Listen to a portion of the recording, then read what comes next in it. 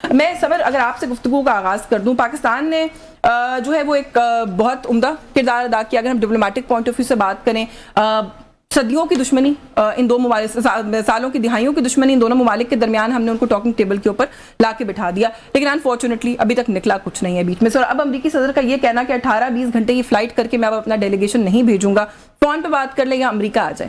آپ اس کو سمجھ رہی ہیں کہ ڈیڈ لاک اب ایک مستقل ڈیڈ لاک کی صورت اختیار کر گیا، دوبارہ جنگ کا آغاز کے طور پہ اس کو دیکھ رہی ہیں، کیسے دیکھ رہی ہیں؟ دیکھیں یشوین، یہ تو نہیں ہے کہ کچھ بھی نہیں نکلا، ابھی تک سیز فائر برقرار ہے، سیز فائر بحال ہے اور جنگ بندی پوز پہ ہے. مے بی کیونکہ آج کل آپ کو پتہ ہے مڈل ایسٹ سے جو نیوز آ رہی ہے وہ بہت کنٹرولڈ آ رہی ہے ہر طرف سے.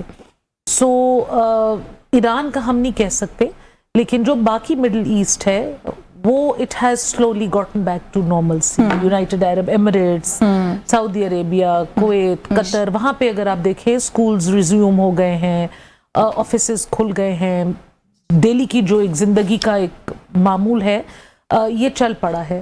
پاکستان کی تو جو ثالثی ہے، جو پاکستان کا کردار ہے، وہ پوری دنیا میں ایک لیڈنگ کردار کا ہے اور بہت دفعہ دونوں اطراف سے یہ بات کو وربلائز کیا گیا ہے کہ the only mediator is Pakistan. Right.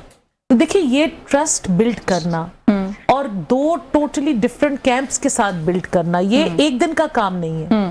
یہ بہت عرصے کی، ایک تو یہ over a period of time state policy رہی ہے to remain in good books. لیکن دیکھیں ہم نے سعودی عربیہ کو بھی ساتھ انگیج کیا ہوا ہے، ہمارے پریزیڈنٹ کرنٹلی چائنا میں بھی ہیں. تو پاکستان کی جو ڈپلومیٹک سکلز ہیں اور prime minister Mian Muhammad Shehbaz Sharif and field marshal Asim Munir sahab نے جو اپنا ایک گڈ ول کریٹ کیا ہوا ہے دنیا میں، اور ان کی جو ایک زبان کا یا ان کی گارنٹی کو اب دنیا مانتی ہے، ان کی گارنٹی، ان کی زبان کا کوئی وہ ہے. تو دیکھیں جیسے میں ہمیشہ کہتی ہوں دنیا کی 183 اکانومیز اس جنگ سے افیکٹ ہوئی ہیں.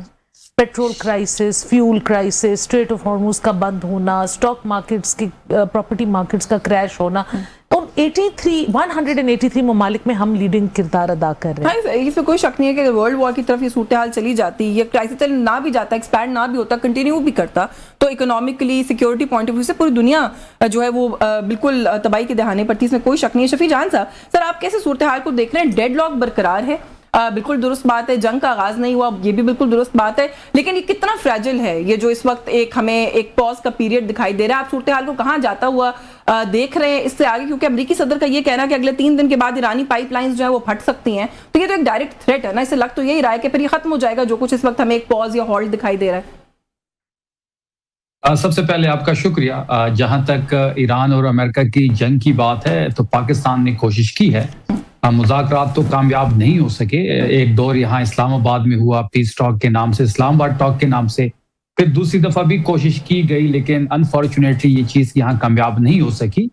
پورا پاکستان، ہر پاکستانی ایران کے ساتھ کھڑا ہے، وہ مسلم ممالک ہے، اور طاقت کا استعمال کسی بھی چیز کا حل نہیں ہے. جہاں تک اس وقت ثالثی کی رول کی بات ہے تو ثالثی کی رول کی جو ہے وہ کوشش کی گئی، لیکن وہ جو ریزلٹس تھے وہ اچیو نہیں کر سکے. لیکن اس کے ساتھ ساتھ ہمیں یہ سوچنا پڑے گا کہ جہاں پہ آپ ایک خارجہ پالیسی پہ کام کر رہے ہیں اور آپ ہر جگہ اپنی خارجہ پالیسی کے ڈنکے بجا رہے ہیں، تو اس کے ساتھ ساتھ آپ کو داخلہ پالیسی پہ بھی بات کرنی ہوگی. اپنی داخلہ پالیسی کو آپ ریویو کرنا آپ کو پڑے گا. اس طرح نہیں ہو سکتا کہ آپ ملک کے اندر جو پولرائزیشن ہے وہ ہوتی رہے اور آپ خارجہ پالیسی پہ کام کرتے رہیں.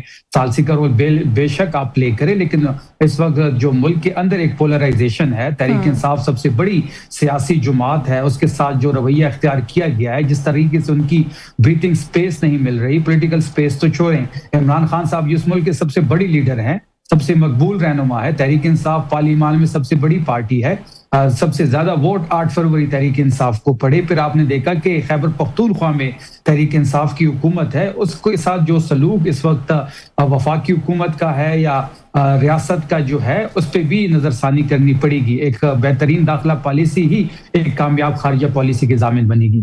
نہیں، اس میں تو خیر کوئی شک نہیں ہے. جو کچھ پوائنٹس آپ نے ریز کیے اور جو انٹرنل پولرائزیشن ہے اس کے اوپر تو ہم بھی بات کرتے ہیں کہ وہ اگریو پارٹی کوئی بھی ہے وہ ختم ہونی چاہیے، لیکن آپ یہ امپلائی کرنے کی کوشش کریں کہ انٹرنل پولرائزیشن کی وجہ سے یہ جو ٹاکس ہیں یہ کامیاب نہیں ہوئی، یا آپ صرف یہ کہہ رہے ہیں کہ ان دونوں کو سائیڈ بائی سائیڈ لے کر چلیں؟ نہیں دیکھیں انٹرنل پولرائزیشن کا تو اسلام آباد ٹاکس کے حوالے سے کوئی رول نہیں تھا. میں تو ایک لارجر پرسپیکٹو میں یہ بات کر رہا ہوں کہ آپ چاہتے ہیں کہ فیوچر میں آپ کی پالیسی جو ہے وہ کارساز ثابت ہو, آپ کی خارجہ پالیسی جو ہے وہ کامیاب ہو. اس کے لیے آپ کی داخلی پالیسی کا ہونا, کامیاب ہونا بڑا ضروری ہے. اگر گھر کے اندر تمام چیزیں جو ہیں وہ ان آرڈر ہے تو آپ کو یہ ہیلپ آؤٹ کرے گی آپ کی بہترین خارجہ پالیسی کے لیے. اس طرح نہیں ہو سکتا کہ باہر آپ ثالثی کا رول پلے کرے اور اندر جو ہے وہ پاکستان کی سب سے بڑی پولیٹیکل پارٹی کو آپ دیوار کے ساتھ لگائے. میں آتی ہوں آپ کی جانب سے. بلور صاحب اس حد تک تو یہ بات درست ہے, اور یہ بات ہم ہمیشہ اپنے پروگرامز میں کرتے بھی ہیں کہ آپ نے اکنامکلی گرو کرنا ہے, آپ نے ڈپلومیٹکلی گرو کرنا ہے, ورلڈ اوور اپنے ریلیشن شپس کے صورت میں بہتر ہونا ہے, اپنا امیج اچھا کرنا ہے. انٹرنل پولیٹیکل پولرائزیشن اس کو ختم کرنے کی ضرورت ہے, یہ ہم ہمیشہ یہ بات کرتے ہیں. وہی نقطہ شفیع جان صاحب بھی اٹھا رہے ہیں کہ اتنا اگر ہم ڈپلومیٹک فرنٹ پہ اتنا اچھا رول پلے کر سکتے ہیں, اتنے بڑے کانفلکٹ کو سلجھانے کے لیے میڈیشن کر سکتے ہیں, اپنے ملک کے اندر سیاسی کانفلکٹس کو کیوں نہیں سلجھا سکتے؟ بالکل سلجھا سکتے ہیں, لیکن دوسری سائیڈ پہ بھی مسئلے کو سلجھانے کی ول ہونی چاہیے, پولیٹیکل ول ہونی چاہیے. دوسری بات یہ ہے کہ جو ان کے ہمارے پشتوں میں ایک ورڈ ہے مشران, شفیع جان صاحب اچھے سے سمجھیں گے, مینز ایلڈرز, جن کو آپ نے ایک بڑے کی جگہ دی ہوتی ہے. اب مشران کو آدھوں کو ایک نہیں مانتا, آدھوں کو دوسرے نہیں مانتے. They have their own issues. انہوں نے ریسنٹلی مردان میں ایک جلسہ کیا, اپنا پاور شو کیا, اپنا ایک پولیٹیکل ایکٹیویٹی کی, تو تحریک تحفظ آئین پاکستان والے اس میں نہیں گئے, اپوزیشن لیڈر نہیں گئے, ان کی اپنی ایشوز تھے. اب یہ ہم نے کریٹ کیے ہیں. ہم جب لیڈر آف دا اپوزیشن کے پاس جا کے بات کرتے ہیں, ہم ان کے ساتھ کچھ ڈسکشن کرتے ہیں, لیڈر آف دا سینٹ کے ساتھ جا کے بات کرتے ہیں, تو وہ واپس آتے ہیں تو وہ ان کی پارٹی کی طرف سے ریجیکٹ ہو جاتا ہے. پارٹی کے چیئرمین کے ساتھ بات کرتے ہیں تو عمران خان صاحب کی بہنیں ریجیکٹ کر دیتی ہیں.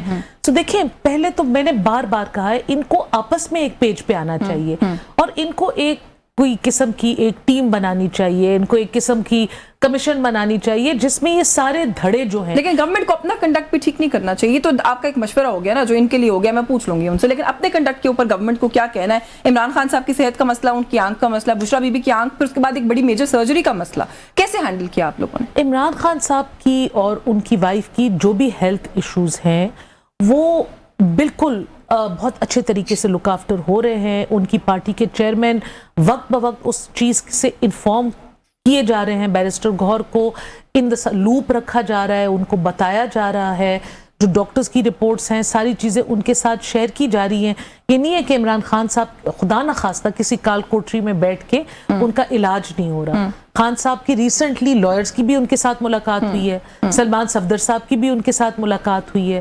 وہ بھی ان کو دیکھ کے بھال کے ان کی طبیعت جانچ بوجھ کے ان کی انسٹرکشنز عدالت کے کہنے پر ہوئی نا جی. حکومت خود تو کوآپریٹ نہیں کرتی نا, عدالت نے کہا تو پھر ہوئی. پھر دوسری بات یہ کہ جس طریقے سے خان صاحب کی صحت کے مسئلے کو ٹریٹ کیا گیا ہے, میاں صاحب جب جیل میں تھے اور ان کی جب صحت کا مسئلہ تھا, وہ ایسے تو ٹریٹ نہیں کیا گیا تھا کہ میں ڈیسائیڈ کروں گی کہ میں صرف آپ کو بتاؤں گی. ٹرانسپیرنسی کوئی نہیں ہے کسی قسم کی. بیرسٹر گوہر صاحب سے بات کریں تو وہ کچھ اور کہانی سناتے ہیں, حکومت سے کہیں تو وہ کہتے ہیں ہم نے ان کو لوپ میں لے لیا. بٹ